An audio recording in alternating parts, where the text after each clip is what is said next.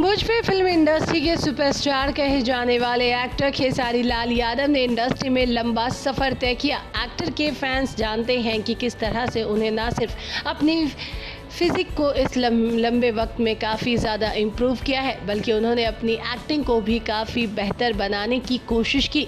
कभी बिहार में लौंडा डांस करने के लिए मशहूर रहे खेसारी लाल यादव के लिए ये सफ़र आसान नहीं था, लेकिन उनके फैंस के साथ उनमें हमेशा रहा और खेसारी लाल यादव आज सुपरस्टार बन गए।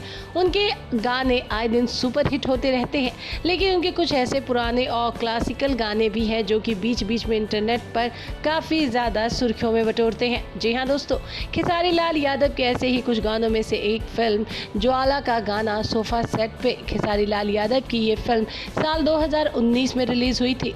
फिल्म में उनके साथ शीतल ने फीमेल लीड रोल प्ले किया था और ये फिल्म भोजपुरी बॉक्स ऑफिस पर ज़बरदस्त हिट रही। फिल्म का ये गाना लिखा था आज़ाद सिंह ने और इसे गाने को गाया था खुद खेसारी लाल यादव ने, और अब इंटरनेट पर ये गाना तेज़ी से वायरल हो रहा है। इस गाने के अगर व्यूज़ की बात करें तो तकरीबन 50 लाख लोग इसे अब तक देख चुके हैं।